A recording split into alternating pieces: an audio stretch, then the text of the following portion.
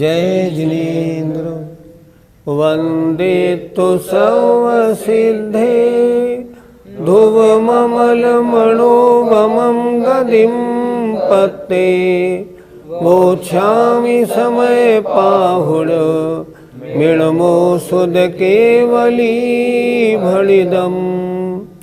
पंच परमेष्ठी भगवान की जय। जो व्यक्ति अपने आप के स्वरूप का परिचय प्राप्त कर चुका है, ऐसा कौन होगा जो परद्रव्य को अपना द्रव्य बताएगा? कोई नहीं होगा। हाँ, अज्ञानी की बात अलग है। आइए गाथा नंबर 217।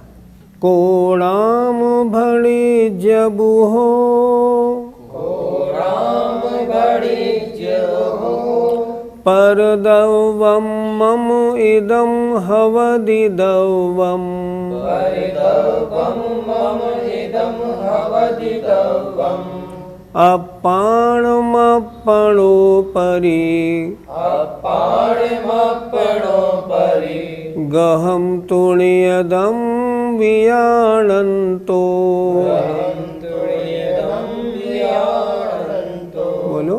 कोणाम भणि जबु हो, परदवम मम इदम हवदिदवम, अपाणमपणो परि, गहं तुण्यदं वियाणन्तो।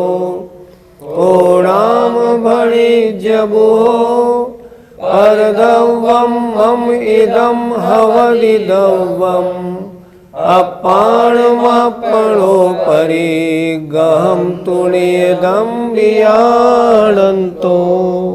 एक एक शब्द के अर्थ पर विचार करेंगे। कोणाम, कौन पुरुष, किस नाम वाला कोई जीव अर्थात कौन पुरुष, भणिज कहेगा, बुहो माने बुधो, बुधो माने ज्ञानी, कौन ज्ञानी पुरुष कहेगा। परदब्बम, परद्रव्य, मम माने मेरा, इदम माने यह है। अर्थात कौन ज्ञानी पुरुष परद्रव्य को मेरा बताएगा? कोई नहीं बताएगा। क्यों नहीं बताएगा? क्योंकि उसने अपाणम, आत्मा को ही, अपणो अपना, परिगहम परिग्रह, णेदम निश्चित रूप से, वियाणन्तो जान लिया है। जिसने ये निर्णय कर लिया है मेरा तो आत्मा के अलावा अन्य कोई द्रव्य अणु मात्र, रंच मात्र भी नहीं है। ऐसा कौन बुधो माने ज्ञानी ऐसा होगा जो अन्य परद्रव्य को ये कहेगा कि ये परद्रव्य मेरा है? किसी को नहीं कहेगा। फिर एक बार देखें। कोणाम भणिज्य बुहो, कौन ज्ञानी पुरुष कहेगा, इदम परदब्बम, यह परद्रव्य, मम द्रव्यम हवदी, मेरा द्रव्य है। कोई नहीं कहेगा। क्यों नहीं कहेगा? क्योंकि अपाणम, आत्मा को ही, अपणो परिग्रहम, अपना परिग्रह, णेदम निश्चित रूप से, वियाणन्तो जानता हुआ है। जिसने इस बात का निर्णय कर लिया है, आत्मा का ग्रहण, आत्मा का परिग्रह क्या है? आत्मा का परिग्रह आत्मा ही है। आत्मा आत्मा ही आत्मने का ही स्वामी है, अन्य किसी पदार्थ का नहीं। जिसने ऐसा निर्णय कर लिया है, ऐसा कौन जीव होगा जो परद्रव्य को अपना कहेगा? कोई नहीं कहेगा। वो ज्ञानी निर्णय करने वाला तो आत्मा ही मेरा है, अन्य कुछ भी मेरा नहीं है, यही निर्णय करेगा, अन्य कुछ नहीं। अर्थ देखिए। अपनी आत्मा को ही निश्चित रूप से अपना परिग्रह जानता हुआ कौन ज्ञानी पुरुष कहेगा कि यह परद्रव्य मेरा द्रव्य है? कोई नहीं कहेगा। और अगर वो कहेगा तो वह ज्ञानी नहीं होगा। जिसने ज्ञानी होकर निर्णय कर लिया है वह ऐसा कैसे कह देगा? सवाल ही नहीं उठता, प्रश्न ही नहीं। पंडित जी, परद्रव्य को अपना कहने से क्या हो जाएगा? परद्रव्य को अपना कहने से ज्ञानी अज्ञानी बन जाएगा। इसका मतलब उसको अपने स्वरूप का परिचय नहीं है। अगर अपने स्वरूप का परिचय है, मैं तो ज्ञाता दृष्टा जीव द्रव्य हूँ, तो अन्य द्रव्य को वो अपना कैसे कह देगा? कहने का प्रश्न ही नहीं उठता। इसलिए यदि कोई भी अन्य परद्रव्य को अपना द्रव्य मानता है तो वह अज्ञानी है, ज्ञानी नहीं। अच्छा, व्यवहार में हम देखें, अगर कोई अन्य किसी भी पदार्थ को अपना पदार्थ मानता है तो वह अपने ज्ञान से भ्रष्ट है, वो अज्ञानी है। और यहाँ तो परम ज्ञानी की बात है। वो परम ज्ञानी तो अपने आत्मा के अलावा अन्य पदार्थ को अपना मान ही नहीं सकता। उसे स्वभाव का, स्वरूप का परिचय है, तो ऐसी भूल कैसे करेगा? पंडित जी, आत्मा को ही अपना परिग्रह मानने से क्या तात्पर्य है? परिग्रह, मेरा अन्य क्या है, मैं किसका स्वामी हूँ, इसे कहते हैं परिग्रह। लेकिन जिसने आत्मा को ही अपना माना है और आत्मा के अलावा अन्य कोई द्रव्य मेरा है ही नहीं, वो फिर अन्य वस्तु को अपना कैसा क्या देगा? वास्तविकता क्या है? आत्मा की आत्मा है, अन्य कोई भी द्रव्य रंच मात्र भी उसका नहीं है। और जब ऐसी दशा है तो अन्य वस्तु को अपना कहना किसी प्रकार भी उचित नहीं है। कौन मुनिराज ऐसा कहते हैं? जिन्होंने आत्मस्वरूप का परिचय प्राप्त किया है, शास्त्रों का अच्छी प्रकार स्वाध्याय करके आत्मा का स्वरूप क्या है इसका अच्छी प्रकार भेद विज्ञान कर लिया है, गुरु से इस संबंध में बहुत से उपदेश सुन लिए हैं, भिन्न भिन्न अध्यात्म ग्रंथों को पढ़ के इस बात का निर्णय कर लिया है, मैं तो आत्मा मात्र ही हूँ। जिन्होंने इस बात का निर्णय कर लिया है और निर्णय करने के बाद जो यदा कदा अपने सामायिक के समय में उस आत्मा में डुबकी भी लगाते हैं, जिन्हें स्वसंवेदन अनुभव प्राप्त है, ऐसे मुनि महाराज स्पष्ट कहते हैं। क्या कहते हैं? परद्रव्य मेरा द्रव्य नहीं, आत्मा ही मेरा परिग्रह है, अन्य परिग्रह मेरा रंच मात्र नहीं। उनको वास्तविकता का परिज्ञान हो गया। अन्य द्रव्य अन्य है, आत्मा ही मेरा परिग्रह है, इसलिए मैं अन्य द्रव्य को अपना कह ही नहीं सकता, समझ ही नहीं सकता, मान ही नहीं सकता। इसलिए वो इस प्रकार नहीं कह सकते। वो तो यही कहेंगे, अन्य परिग्रह कोई मेरा नहीं, मेरा तो आत्मा ही परिग्रह है। गाथा 217 का पद्यानुवाद। हुआ विषय से मुनि वीतरागी, डूबा हुआ समय में सब ग्रंथ त्यागी। मेरा शरीर यह है तज बुद्धिमानी, ऐसा भला कहत है वह कौन ज्ञानी। अर्थात ऐसा कौन ज्ञानी होगा जो शरीर को बुद्धिमानी छोड़ के ये कहने लगे कि ये शरीर मेरा है। जो अपनी आत्मा में डुबकियां लगाता है, समस्त परिग्रह का त्यागी है, वो ऐसा कभी नहीं कह सकता। आइए गाथा नंबर 218। जदुवा भी जदुवा, जदुवा भी जदुवा, जदुवा अहव जादु विपलयम्, जदुवा अहव जादु विपलयम्। जम्मा तम्मा गच्छदु, जम्मा तम्मा गच्छदु, तहा वीण परिगहो मध्यम। तावीण परिगहो मध्यम। बोलो। जदुवा भी जदुवा, जदुवा अहव जादु विपलयम्। जम्मा तम्मा गच्छदु, तहा वीण परिगहो मध्यम। जदुवा भी जदुवा, णिज्यदुवा अवजादु विपलयम् जम्मातम्मा गच्छदु तहाविणपरिगहो मध्यम। गाथा का अर्थ देखिए, छिज्यदुवा चाहे छिद जाए, भिज्यदुवा चाहे भिद जाए, निज्यदुवा चाहे कोई ले जाए, अहव माने अथवा, जादु विपलयम, विपलयम माने विप्रलय को, अर्थात प्रलय को प्राप्त हो जाए माने नष्ट हो जाए। जम्मा तम्मा चाहे किसी कारण से भी जाए, चाहे कोई भी कारण हो। गच्छदु कहीं भी चला जाए, तथा तहावि तथापि, मध्यम मेरा परिगहो न परिग्रह नहीं है। विशेष तौर पर शरीर के बारे में चर्चा हो रही है।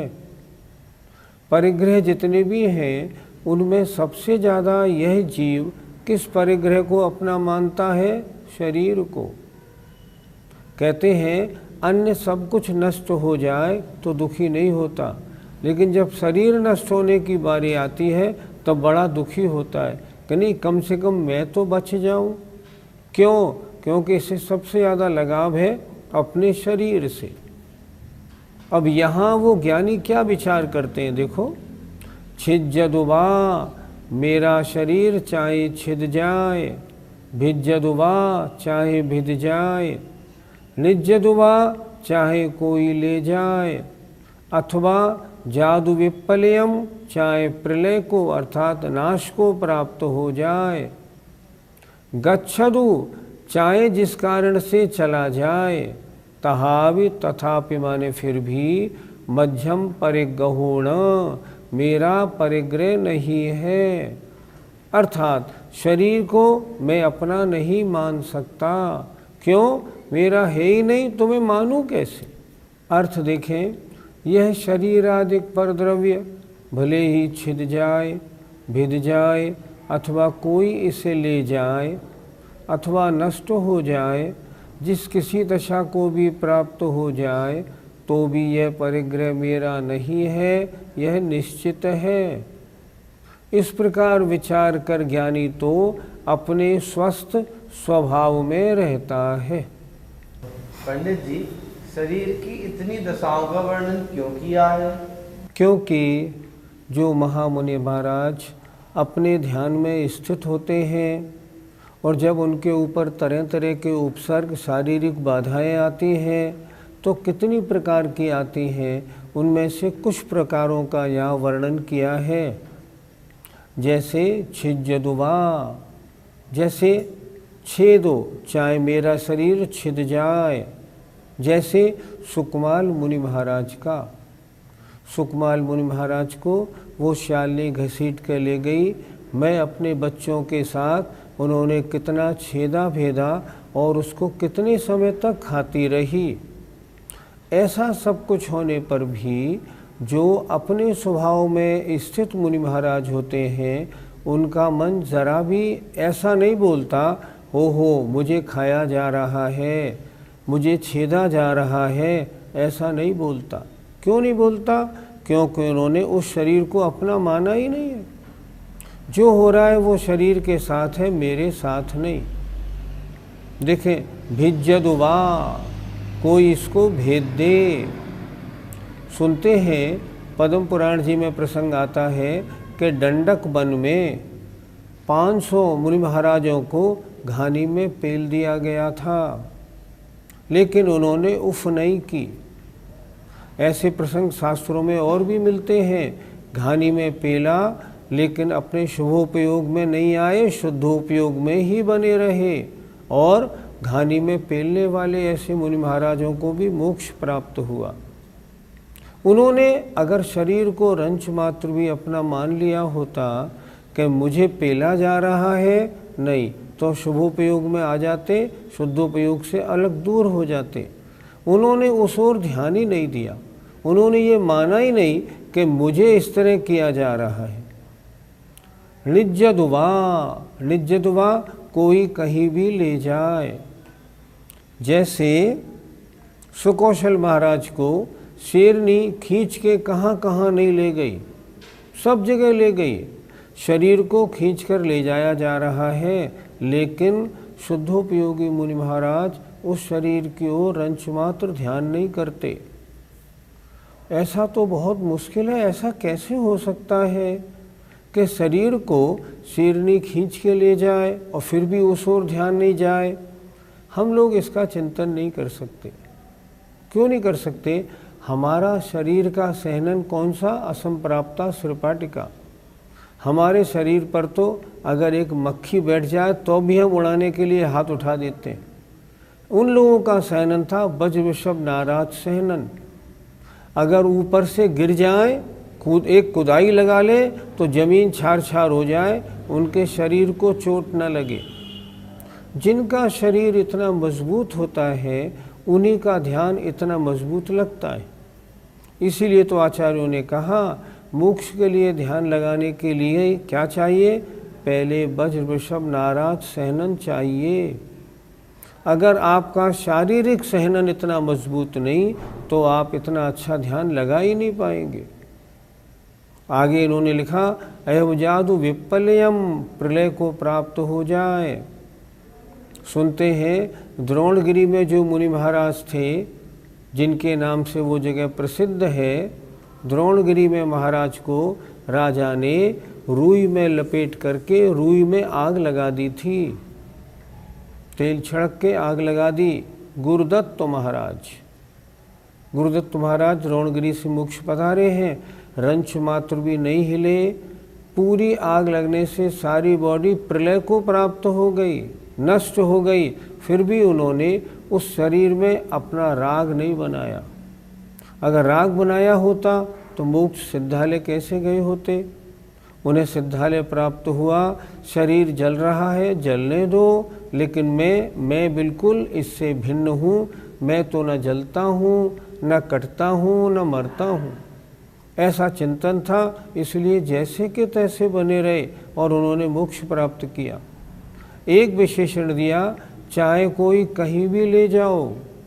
जैसे मान लो यमपाल चांडाल को उठा के समुद्र में फेंक दिया, फेंक दो, लेकिन उन्होंने रंच मात्र भी शरीर के उस फेंकने के कारण अपना दुख अनुभव नहीं किया। और नतीजा क्या हुआ? देव आए, देवों ने उनको निकाला, उनकी पूजा की।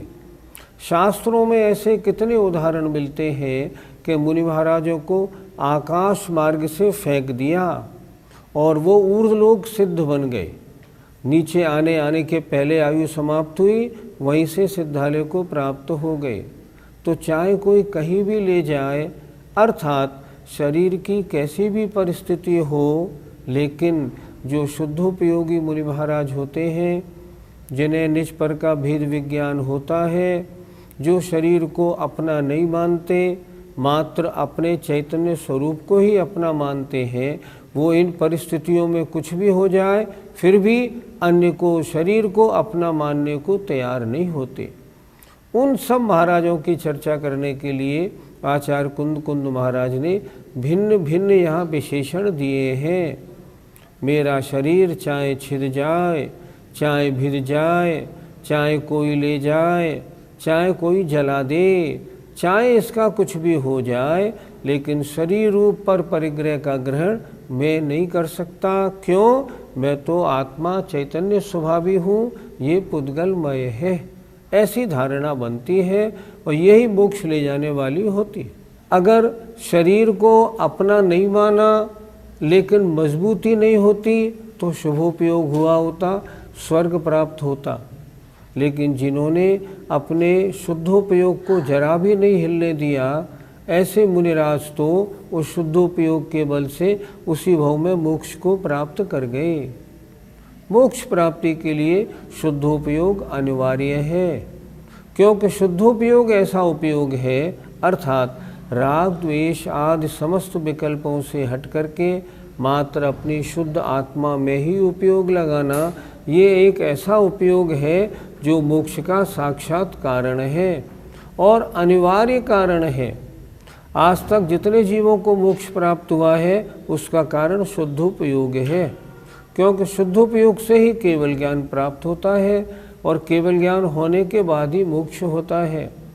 अगर रंच मात्र भी अपने ध्यान से डिग गए होते और शरीर को उन्होंने अपना मान लिया होता, शरीर के दुख में ज़रा भी दुखी होते ना, शुद्धोपयोग से वो नीचे च्युत हो गए होते और अभी संसार में भ्रमण उनका बराबर होता रहा होता। हमको क्या करना? हमको निर्णय तो यही बनाना है, शरीर भिन्न है, मैं भिन्न हूँ। और मान लो अंत समय समाधि का अवसर आए और समाधि के अवसर में तरह तरह के कष्ट या तकलीफ़ें मिलें तो भी नहीं, फिर भी अपने चैतन्य स्वरूप का ध्यान रखना है, अपने शरीर के दुख में दुखी नहीं होना। अगर हम ऐसा करेंगे तो ज्ञानी हैं, नहीं तो अनादिकाल से अज्ञानी बने हैं, अभी भी अज्ञानी बने रहेंगे। गाथा 218 का पद्यानुवाद। हो जीर्ण शीर्ण तन पूर्ण सड़े गले ही, भाई भले अनल से पल में जले ही। ओ खंड खंड अणु कर भी खिरेगा, मेरा नराग तन में फिर भी जगेगा। मेरी कोई भी स्थिति कैसी भी हालत हो जाए, फिर भी शरीर में मेरे राग उत्पन्न होने वाला नहीं। धन्य है ऐसे मुनिराजों को। जय जिनेंद्र। इस कार्यक्रम के पुण्यार्जक परिवार है Shri Parasnath re rolling mills limited, Durgapur 1, Vardhaman, Paschim Bengal. Amita Jain, wife of Anil Kumar Jain. Sangeeta Jain, wife of Vipin Kumar Jain. Manak Chand, Kamla Devi, Rakesh, Neetu, Rishabh, Saumya एवं आयुषी मुशरफ। B123, Sethi colony, Jaipur, Rajasthan. श्री जनार्दन प्रसाद जी, श्रीमती पतंती देवी, मुकेश कुमार, साक्षी, ईशा, मोना खंधार, श्री किशोर खंधार, श्रीमती सुषमा खंधार, परिमल खंधार, अहमदाबाद। शुल्लक 105 श्री ज्ञान सागर जी महाराज की पुण्य स्मृति में श्रीमती शांति देवी छाबड़ा, पटना, बिहार। ईसरी पारसनाथ एवं उनके पुत्र पुत्रवधू श्री अशोक उमा, पटना।